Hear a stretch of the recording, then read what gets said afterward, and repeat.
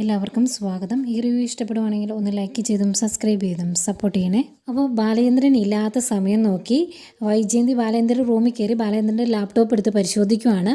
അലീനയ്ക്ക് എന്തൊക്കെ കൊടുത്തു എന്ന് അറിയണം. അതിനുവേണ്ടി അന്നേരം കണ്ടുപിടിക്കുന്നുണ്ട് അലീനയ്ക്ക് 15 ലക്ഷം രൂപയുടെ സ്വർണ്ണാഭരണങ്ങളും 17,000 രൂപയുടെ ഡ്രസ്സും വാങ്ങിച്ചു കൊടുത്തു എന്ന്. അന്നേരം വൈജയന്തി റൂമിലിരുന്ന് ഈ ലാപ്ടോപ്പ് നോക്കുന്ന കണ്ടുകൊണ്ട് ആ റൂമിലേക്ക്, ബാലേന്ദ്രൻ്റെ റൂമാണല്ലോ, അങ്ങോട്ട് കയറി വരുവാണ് മനുവും അതുപോലെ രോഹിത്തും. എന്നിട്ട് അവർ ചോദിക്കും, ഇവിടെ എന്താ പരിപാടി, അമ്മ എന്താ ഇവിടെ നോക്കുന്നതെന്നൊക്കെ രോഹിത്തും ചോദിക്കും. അന്നേരം പറയുന്നുണ്ട്, ഇത് കാണാൻ വേണ്ടി, ഇതറിയാൻ വേണ്ടിയാണ് ഞാൻ ഇങ്ങോട്ട് കയറി വന്നത്.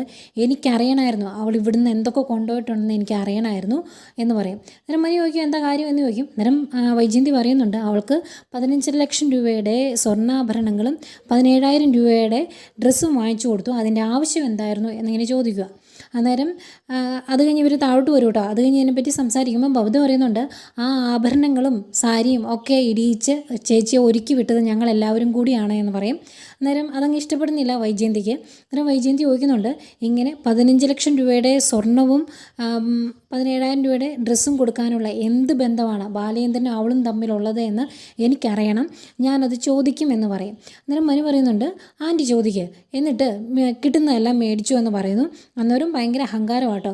ആ അഹങ്കാരം കാണുമ്പോൾ മനു എന്തോ പറയുന്നുണ്ട്. പെട്ടെന്ന് വൈജയന്തിയുടെ മുഖം അങ്ങ് മങ്ങി പോകുന്നുണ്ട്. അതെന്താണെന്ന് നമുക്ക് നാളെ നോക്കാം. ഏതായാലും അതിന് ശേഷം നമ്മുടെ അലീനെ കാണിക്കുന്നുണ്ട്. അലീന് വീടൊക്കെ ഒന്ന് ചുറ്റിക്കണ്ട് പയ്യൻ നടന്ന് സ്റ്റാൻലിയുടെ റൂമിലോട്ട് വരും. എന്നിട്ട് റൂം തുറന്നിട്ട് നോക്കുമ്പം സ്റ്റാൻലി അവിടെ മദ്യപിച്ചുകൊണ്ടിരിക്കുന്ന കേട്ടോ കാണുന്നത്. അത് കാണുന്ന ആകെ ടെൻഷനും പേടിയൊക്കെ ആവുകയാണ് അലീനയ്ക്ക്. അലീനെ കണ്ട് സ്റ്റാൻലിയും ആകെ സ്റ്റക്കായി പോയി. സ്റ്റാൻലിക്ക് എന്തോ പോലെ ആയിപ്പോയി, മദ്യപിച്ചുകൊണ്ടിരിക്കുകയാണല്ലോ.